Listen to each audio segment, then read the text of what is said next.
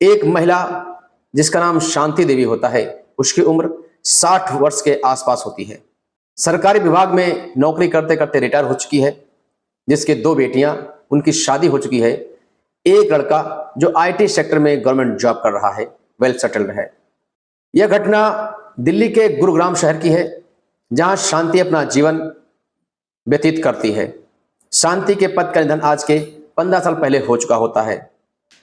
बेटियों की शादी और बेटे की शादी के बाद शांति देवी घर में अकेली रह जाती हैं और अपना अधिक से अधिक समय सोशल मीडिया पर गुजारती हैं, फेसबुक पर, कभी इंस्टाग्राम, कभी यूट्यूब।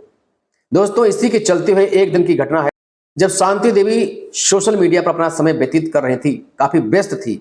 उसी समय इनके इंस्टाग्राम पर एक मैसेज रोबोट नाम से आता है। रॉबर्ट एक अनजाना व्यक्ति जिसका कोई पता नहीं था, उससे कोई मुलाकात नहीं थी, ना कोई बातचीत थी। उसके फ्रेंड रिक्वेस्ट को शांति देवी पहले तो इग्नोर करती हैं, फिर कुछ सोचते हुए उसको एक्सेप्ट कर लेती हैं। जब फ्रेंड रिक्वेस्ट एक्सेप्ट कर लेती हैं तो धीरे धीरे दोनों में चैटिंग शुरू हो जाती है। जो रॉबर्ट था वो इंग्लैंड का रहने वाला था। इंग्लैंड में एक हवाई जहाज पायलट था। वो इंग्लिश में बात करता तो शांति देवी भी किसी से कम पढ़ी लिखी थोड़ी थी, वो भी इंग्लिश में उसको फटाफट जवाब देती। अब दोनों की दोस्ती चरम सीमा पर थी। कई हफ्ते गुजर गए, कई महीने निकल गए, दोनों में चैटिंग होती रही, आपस में बातचीत होती रही। दोनों की बात यहां तक पहुंच गई दोस्तों कि शांति देवी को बिना उससे चैटिंग किए हुए एक पल भी चैन न आता। उससे हालचाल लेती, खाया कि नहीं खाया, नहाया कि नहीं नहाया। ऐसा लग रहा था मानो कि पुराने बहुत घनिष्ठ मित्र हैं। काफी समय गुजरने के बाद रोबोट ने एक दिन शांति से कहा कि आप हमको अपना व्हाट्सएप नंबर दे दीजिए, क्योंकि मैं अधिकतर बिजी रहता हूं, आपसे सही से बात नहीं हो पाती है। व्हाट्सएप नंबर दे देंगी तो आपसे हम सही से बात कर लिया करेंगे और कभी कभी चैटिंग और वीडियो कॉलिंग भी हो जाया करेगी। पहले तो शांति देवी ने नानुकुर किया, उसके बाद उसको अपना व्हाट्सएप नंबर दे देती हैं। व्हाट्सएप नंबर देने के बाद दोनों की चैटिंग जोरों शोरों पर होती है। कभी वीडियो कॉलिंग होती, कभी चैटिंग होती, कभी बात होती। यहां तक कि सोशल मीडिया पर शांति देवी अधिक से अधिक और समय व्यतीत करने लगी। बातें करते करते शांति देवी का दिन आराम से गुजर रहा था। जीवन में खुशियां और ज्यादा आ चुकी थी। शांति देवी के ऐसी आदत बन चुकी थी, बिना बात किए हुए, बिना मैसेज किए हुए उनको ऐसा लगता कि मैंने आज किसी से बात ही नहीं की। इतनी घनिष्ठ मित्रता हो चुकी थी। एक दिन रॉबर्ट ने शांति से कहा, अपना होम एड्रेस हमको दे दीजिए। तो शांति ने कहा, क्यों? मैं आपके लिए गिफ्ट भेजना चाहता हूं, यदि आप अपने घर का एड्रेस दे देंगी तो मैं आपके लिए एक गिफ्ट भेज दूंगा। तो शांति देवी ने कहा, मेरे पास पैसे की कमी नहीं है, मैं सुखी हूं, मुझे कोई समस्या नहीं है, आप गिफ्ट मत भेजिए, ऐसे ही दोस्ती चलती रहने दीजिए। रॉबर्ट ने जिद की। उसकी जिद के आगे शांति देवी झुक गई। उन्होंने अपने घर का एड्रेस दे दिया।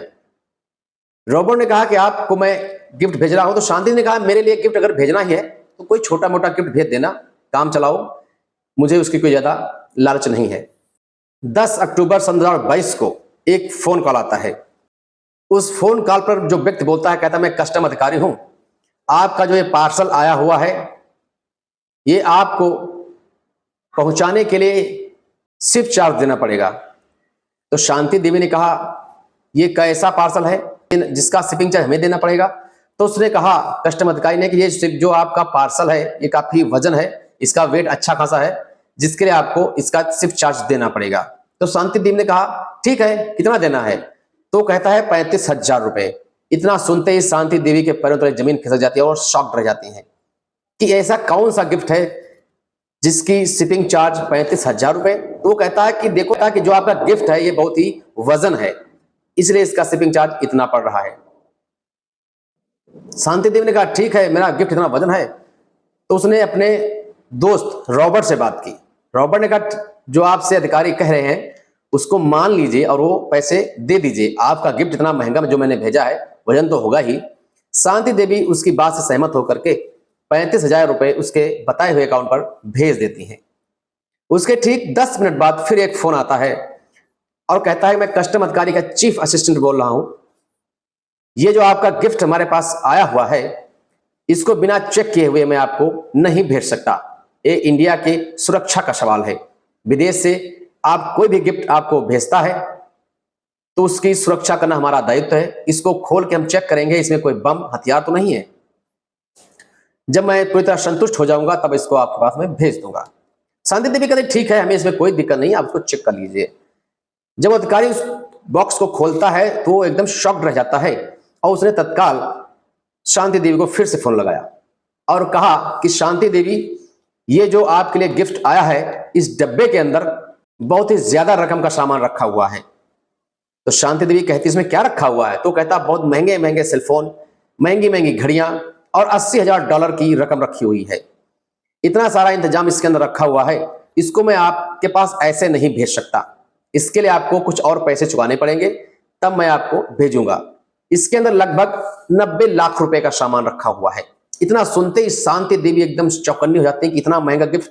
उसने अपने दोस्त को रॉबर्ट को तुरंत फोन लगाया और कहा तुमने क्या भेज दिया, इतना महंगा गिफ्ट? वो कहता अरे आप टेंशन न लीजिए, आपके लिए मैं जो गिफ्ट भेज रहा हूं कोई हल्का फुल्का थोड़े है। जो अधिकारी लोग कहते हैं उसको आप फॉलो करो। शांति देवी पूछती है कितना पैसा पड़ेगा? तो कहता है कि 1 लाख रुपए आपको देना पड़ेगा, उसके बाद ही आपको बॉक्स प्राप्त होगा। शांति देवी उसके बताए हुए अकाउंट पर 1 लाख रुपए भेज देती हैं। वो कहता है ठीक है, आपका बॉक्स यहां से तैयार हो रहा है और इसको मैं भेजने के लिए रेडी कर रहा हूं। उसके 10 मिनट बाद फिर से फोन आ जाता है, कहता है जो आपने पैसे भेजे हैं वो पैसे किसी गलत अकाउंट पर चले गए हैं, आपको 1 लाख नहीं 95,000 रुपए ही भेजने थे और आप मेरे इस एड्रेस पर भेज दीजिए। शांति देवी सोचती हैं कि 1 लाख रुपए मेरे ऐसे ही चले गए।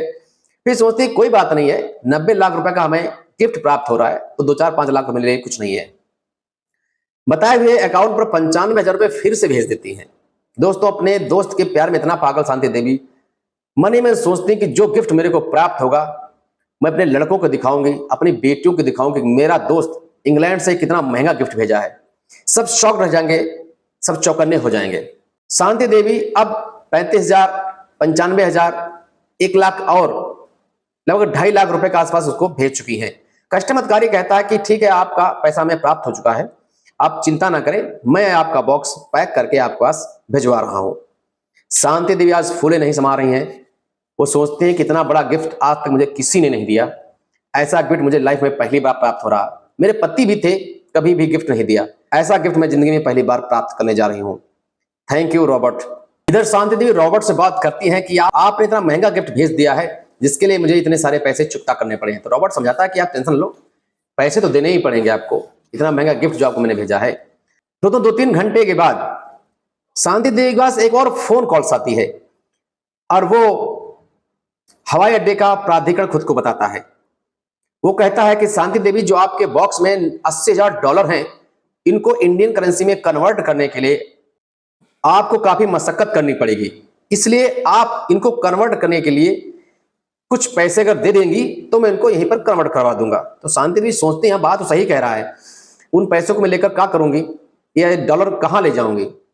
तो कहता है इसको कन्वर्ट करने के लिए आपको 2 लाख रुपए और देने पड़ेंगे, तब आपके ये डॉलर्स इंडियन रुपीज में कन्वर्ट हो जाएंगे और फिर ये गिफ्ट आप तक आराम से रिसीव्ड हो जाएगा, आप तक पहुंच जाएगा। शांति देवी सोचती हैं चलो कोई बात नहीं है, जहां इतना महंगा गिफ्ट हमको प्राप्त हो रहा है, 2 लाख रुपए और सही, और वो बताए हुए अकाउंट पर 2 लाख रुपए और भेज देती हैं। अधिकारी कहता है आप बिल्कुल चिंता न करें, अब आप गिफ्ट आपका यहां से निकल चुका है, 1-2 दिन में आपको रिसीव हो जाएगा। 2-3 दिन के बाद शांति देवी को एक गिफ्ट बॉक्स रिसीव्ड होता है। शांति देवी इस बॉक्स को इससे पहले खोलती कि उनके दरवाजे पर एक कस्टम अधिकारी की टीम आ जाती है और टीम आते ही शांति देवी को कहती है कि तुम एक आतंकवादी गिरोह के चक्कर में फंस चुकी हो और तुम अब सलाखों के पीछे जाओगी। जो आपने एक कारनामा किया है ये बहुत ही शर्मसार और दर्दनाक है। शांति देवी को शॉक रह जाती है कि मैंने क्या कर दिया है। वो कहता है जो आपको बॉक्स रिसीव हुआ है, दरअसल ये आतंकवादियों के एक साजिश है और इसमें हथियार रखे हुए हैं और आपको पकड़ने के लिए ये सब साजिश बनाई गई है। इतना सुनते ही शांति देवी के दिल की धड़कनें बहुत तेज हो जाती हैं और थर-थर कांपने लगती हैं। दोस्तों, आपको बता दें कि ये सब शांति देवी को ठगने की एक चाल थी। जो टीम आई थी कस्टम अधिकारियों की, वो भी एक ठगी की टीम थी और शांति देवी को केवल ठगने का एक प्लान बनाया गया था। लेकिन शांति देवी इससे एकदम अनभिज्ञ थी, कुछ समझ नहीं पाई थी हमें क्या करना चाहिए। कस्टम अधिकारियों की टीम कहती है कि आप आतंकवादी गिरोह के चक्कर में फंस चुकी हैं और आपको ताउम्र जेल की सलाखों के पीछे रहना पड़ेगा। कस्टम अधिकारियों ने शांति देवी के हाथ में हथकड़ी पहना दी और उनको जेल ले जाने के लिए घर से निकलने ही वाले थे कि शांति देवी ने हाथ छुड़ाकर उनके पैरों पर गिर पड़ी और गिड़गिड़ाने लगी, रोने लगी, चिल्लाने लगी कि मुझे माफ कर दो, जो भी आपने मेरे को गिफ्ट दिया है वो आप वापस ले लें, जो मैंने पैसा दिया वो आप रख लीजिए, हमें कुछ नहीं चाहिए, मुझे केवल बरी कर दिया जाए, मेरी बहुत बदनामी हो जाएगी, बेइज्जती हो जाएगी, मेरी बेटी मेरा बेटा क्या सोचेगा। और वो बिलख बिलख कर रोने लगी। तब उसमें से एक कस्टम अधिकारी ने कहा, यदि आप इतना सब कुछ सोच रही तो आपको इस गुनाह से छुटकारा पाने के लिए 20 करोड़ रुपए देना पड़ेगा। इतना सुनते ही शांति देवी बेहोश होने लगती है। इतनी ज्यादा रकम मैं कहां से लेकर आऊंगी। होते करते 2 करोड़ तक आकर रुक जाती है। तो शांति देवी कहती है कि 2 करोड़ रुपए तो मैं इकट्ठा कर दूंगी, आप मुझे कुछ दिन की मोहलत दें। तो कस्टम अधिकारी जो आए हुए हैं वो कहते हैं कि आपको मैं 1 हफ्ते की मोहलत दे रहा हूं, 1 हफ्ते में मेरे बताए हुए अकाउंट पर पैसे डालती रहना। और वो इतना कहकर वहां से शांति देवी को छोड़कर चले जाते हैं। शांति देवी इतना परेशान, जिसका कोई जवाब नहीं, अपने घर में रखा हुआ सारा पैसा, ज्वेलरी, मकान, 2-3 प्लाट उनके पास होते हैं, वो सब बेचकर अपने रिश्तेदारों से कुछ पैसा लेकर, कुछ दोस्तों से पैसा लेकर के लगभग 1 करोड़ 30 लाख रुपए उनके बताए हुए अकाउंट पर भेजती रहती हैं। अब उनके पास 70 लाख रुपए और कम पड़ गए। समय पूरा हो रहा था। शांति देवी घबराई हुई थी, करें तो क्या करें। उनका एक ज्वाइंट अकाउंट था उनके बेटे का। जब उन्होंने ज्वाइंट अकाउंट से पैसे निकाले तो उसका एक मैसेज उनके बेटे के मोबाइल पर चला गया। उस मोबाइल में जो रकम लिखी थी उसको देखकर बेटा शॉक रह गया कि मम्मी को इतनी कौन सी ज्यादा आवश्यकता पड़ गई कि इतना सारा पैसा निकाल लिया। उसने तत्काल ही मम्मी को फोन किया, कहा मां इतनी ज्यादा पैसे की क्या आवश्यकता है। तो वो बहुत तेज रोने लगी और रो रो कर अपना सारा हाल बयां किया। इतना सुनते ही लड़के ने तुरंत ही वहां से फ्लाइट पकड़ी और मां के पास पहुंचा। ये सारा हाल पुलिस वालों को बताया। शांति देवी को सांत्वना दिया कि आप चिंता ना करें, जो हो गया सो हो गया, अब जिन्होंने आपको पैसे से ठगी की है उनके खिलाफ कार्रवाई की जाएगी।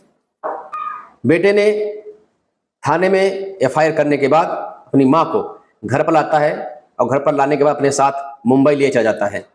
शांति देवी अब वहीं आराम से रहना शुरू कर देती है। दोस्तों, इस केस को संज्ञान में लेते हुए पुलिस वालों ने शांति देवी को सांत्वना दिया और कहा चिंता न करें, घर जाइए, इस पर मैं अधिक से अधिक सर्च करूंगा, कार्रवाई करूंगा, इसके खिलाफ जो भी मुजरिम होगा उसको सजा दी जाएगी। दोस्तों, इस कहानी को सुनाने का उद्देश्य आपको जागरूक करना, सतर्क करना, समाज में हो रहे ऐसे अत्याचार जिनके खिलाफ आपको जागरूक करना, किसी को हताश करना या किसी को परेशान करना नहीं था। इन्हीं शब्दों के साथ अपनी वाणी को देंगे विराम। नमस्कार।